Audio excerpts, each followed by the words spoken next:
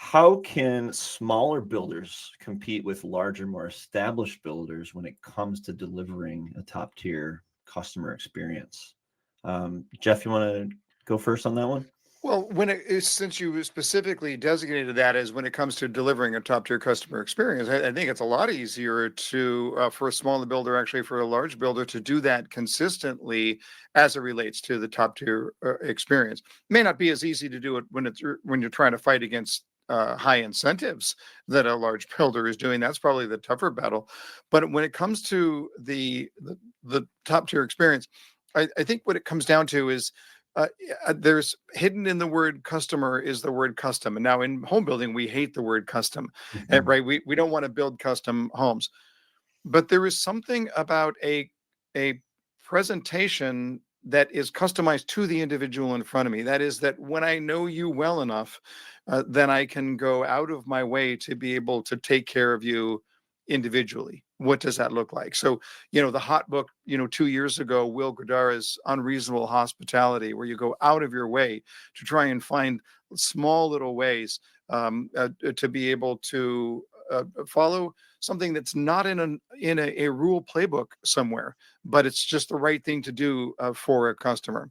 So I think that level of understanding your customer well enough to know what matters to them, and then those little tiny efforts that appreciate who it is that they are. We're not talking about spending a lot of money here, or maybe not at all, but those little efforts, those what the what we call planned surprises. They're we're doing our work, but it's surprising the customer. It's not something. If you only do what I talked about this with Bob Merman when we wrote the book Contract to Close. If you only do what you said you're going to do, you don't get extra credit. You don't get extra credit for doing what you said you're going to do. You get extra credit for doing things that are above and beyond what you said you're going to do. So what are those opportunities? What do they look like? And Shant, I know you guys are obviously building plenty of homes, but when you think about just your competition in general, what do you do to try to differentiate without giving away the secret sauce? Yeah, I mean, to try to differentiate, lean into what you think makes your organization different. For us, we allow some customization or special requests within a tolerable range and a certain amount of it.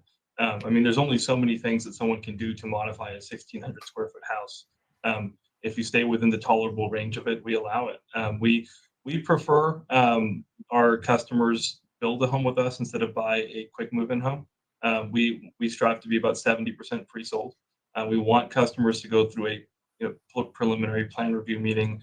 They each get 2 design meetings. They then have their pre-construction meeting. They have a frame walk. We have multiple on-site meetings, and we allow customers to come in, walk their home while it's under construction.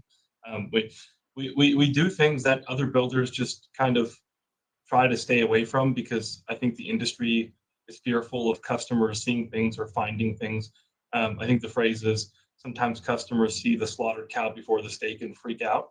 Um, but being scared of those things is a little naive, I think.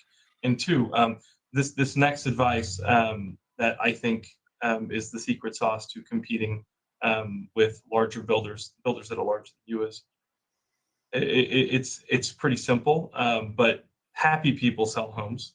If your sales team is happy, they're going to communicate better. They're going to be happier at work. They're going to get more of that customer story. They're going to enjoy everything they do every day, and they will convert better just because they are happy. So making sure you have a constant pulse.